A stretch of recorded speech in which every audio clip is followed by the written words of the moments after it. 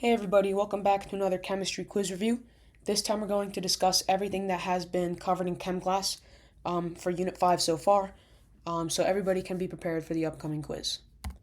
So first we need to remember the basics, and this table over here basically describes this slide, right? So electron negativity and polarity. Electron negativity is an atom's ability to pull electrons towards itself. High electron negativity is a strong pull, low electron negativity is a weak pull. And the difference in electron negativity determines how ionic and polar different bonds are. So when the difference in electron negativity is 0, you have a nonpolar bond, which is also just a covalent bond. And the difference in electron negativity is proportional to how ionic and polar a bond are, right? So the larger the electron negativity difference gets, you get more of an ionic bond, and the bond becomes more polar. The electrons are not going to be shared between the two bonds. Instead, they are going to be completely transferred as described in the previous unit, Unit 4. So now we need to learn how to draw Lewis structures, right? So here we have boron trifluoride, where boron has 3 valence electrons and fluorine has 7 valence electrons, in which we multiply that by 3 to get a total of 24 electrons in this bond. So we start by making boron our central atom, and we branch 3 fluorines off of it, right? So each of these lines represent an electron pair. So these are all 2 electrons being shared in between boron and fluorine. So now that we have 6 electrons included in this picture, we need to draw the other 18. So here we have them going around the fluorines. And as we can see, all of the fluorines are satisfied with their full octet, but boron is not, right? So this is actually a violation of the octet rule. This is an exception, and this is called an electron deficiency, since boron is still going to be stable with just 6 electrons.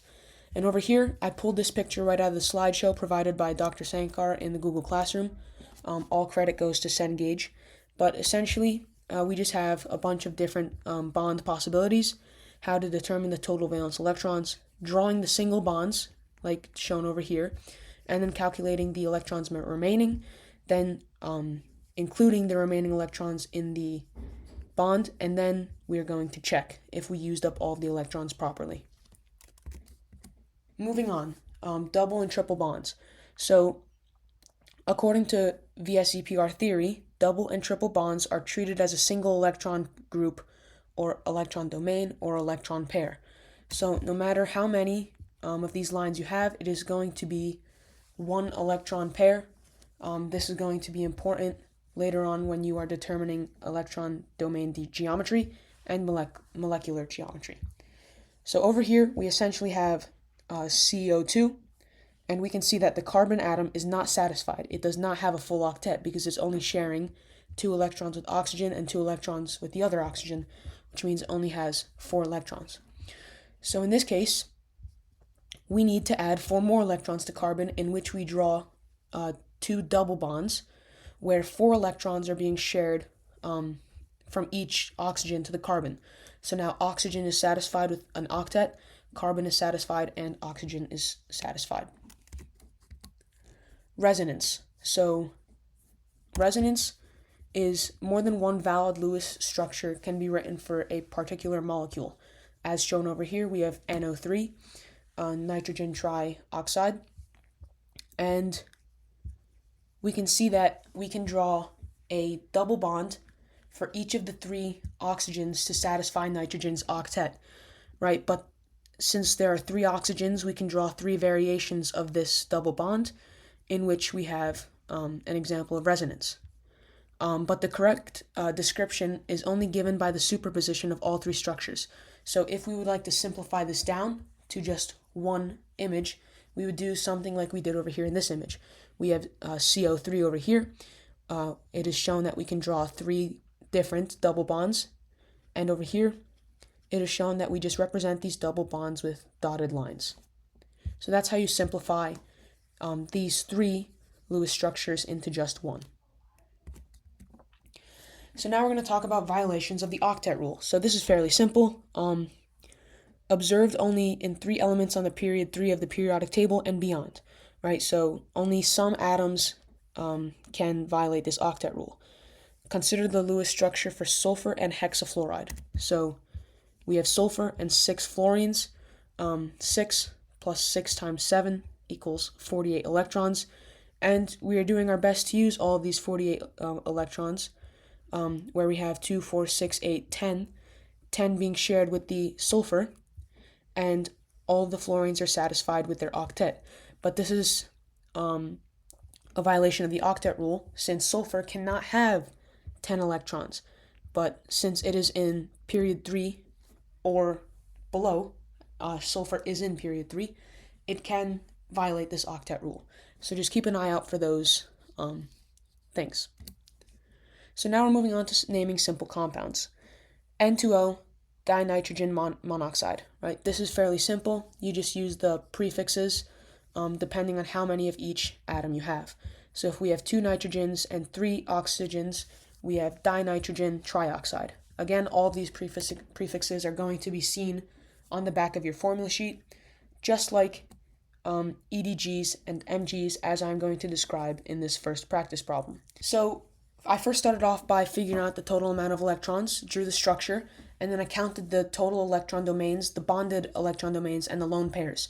So we can figure out that there are 1, 2, 3, 4, 5, 6 electron domains. There are 4 of which that are bonded, and 2 of them are lone pairs, right? So our number for the molecular geometry is going to be 642. So using our formula sheet, we can connect this number to a square planar molecular geometry, and then we can figure out the EDG by disregarding the amount of lone pairs, adding them back to the bonded pairs as if they were bonded, in which our number would become 660, and we would connect this number to the back of our formula sheet to figure out that the EDG would be octahedral, where we get our answer to be octahedral, square planar. Moving on to practice problem number 2. PCl5 has blank electron domains and a blank molecular geometry. So in this case, we need to figure out how many electron domains are present and what kind of molecular geometry is present. So first, we figure out the total amount of electrons. We draw the structure in which we have 5 electron domains, 0 unbonded pairs. So our number would be 550. We have 5 electron domains, and a 550 number corresponds to a trigonal bipyramidal molecular geometry. If your number ever ends in 0, that means your molecular geometry and electron domain geometry are both going to be the same. Moving on, ClF3 has a T-shaped geometry. There are blank non-bonding domains in this molecule. So again, start off with figuring out the total amount of electrons, draw the structure by incorporating all of these 28 electrons, and we can see that we have 5 total electron domains, in which 3 are bonded and 2 are unbonded. So our number is 532. Our last number represents the non-bonding domains, in which our answer is 2.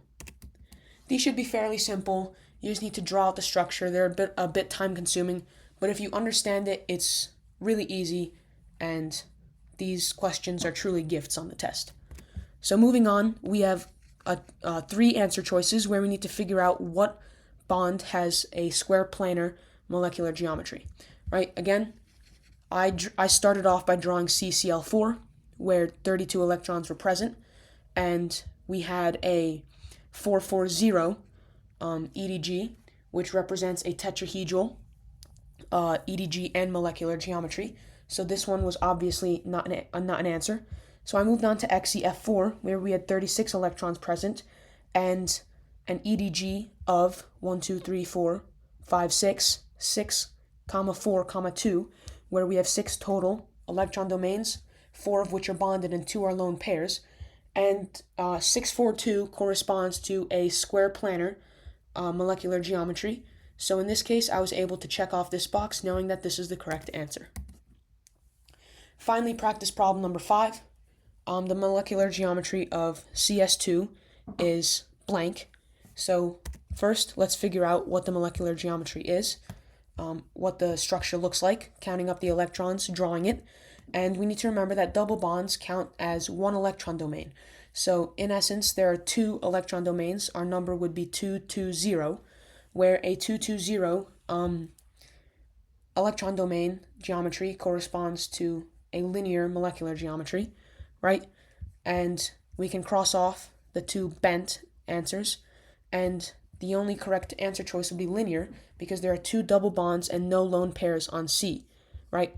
Our number is 220, two total electron domains, two bonded electron domains, and 0 lone pairs.